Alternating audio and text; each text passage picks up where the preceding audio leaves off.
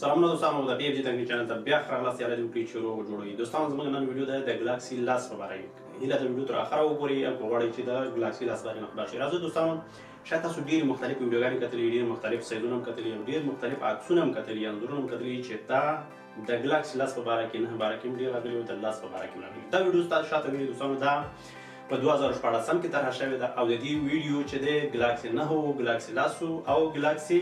8 پکې موجود و نو دا ویډیو چې دی اوس هغه د ګلاکسي لاس آخري موبایل دی چې دا د 2019 د فروری میاشتې کې بازار ته راځي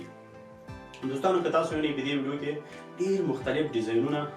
سرچ شوي دي مثال په طور که یو سړی فکر وکړي چې یاره دا موبایل چې دی دوی په خپله چې جوړوي دا په دې سیستم جوړوي چې یاره څنګه دوی یو موبایل بازار ته راوباسي دا بل جوړوي نه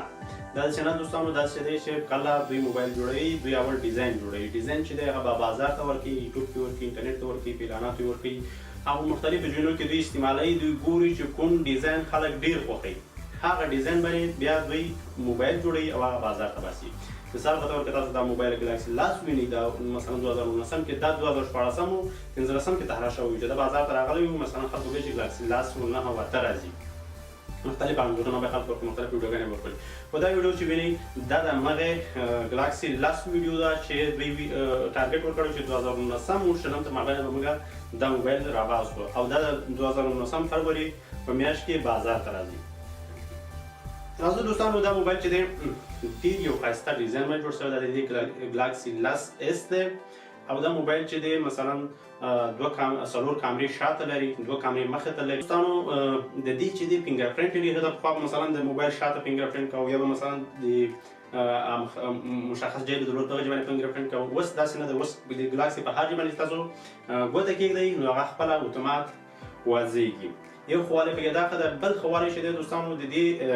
ګلاکسي دوه سیم کارټه ده او د مخ کامرې چې دي په داسې طریقه ډیزاین شوي دي چې دا دننه په سکرین کې دي او دوستانو شاید تاسو مختلف ویډیوګانې کتلي چې موبایل داسې راکت کېږي مثلا ټابلیټ ترې جوړېږي یا دا کېږي وا کېږي شاید داسې امکان لري په آینده موبایلو کې راشي مګرم زما په نظر ګلاکسي لس کې دا نشته دی ځکه ګلاکسي آخرین طرحه چې ورکړې ده هغه ده د ګلاکسي ورننګ چې ده هغه داسې یو رقم راکت کېږي چې هغه د موبایل په رقم ده یو دی چې هغه داسې کت کېږي لکه د ټابلیټ په رقم جوړېږي نو مشخص صحیح نه دی دوی خپله هغه بازار ته اول نه ورکوي ځکه ډارېږي چې بل څوک کاپي ترې ونه کړي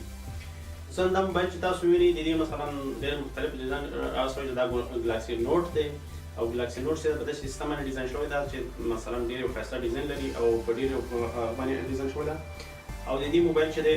کامره په داسې ورکم وځي چې مثلا د بره وځي مثلا لکه د ویپو که تاسو کتلی ویپو یو موبایل د دې هم داسې کامره وځي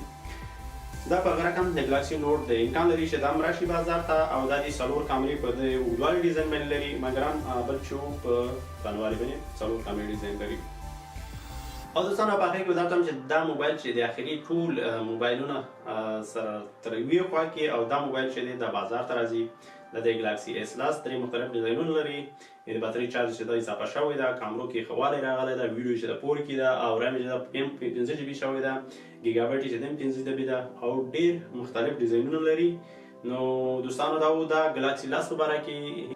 دوستانو دا و د ګلاکسي لاس په باره کې امید لرم چې ویډیو مو خوښ شوي که خوښ شوي حتما لایک او شیر کړئ دوستانو سره زموږ چینل هم که نه یې سبسکرایب کړی سره سبسکرایب کړئ لایک کړئ تر بلې ویډیو په لاس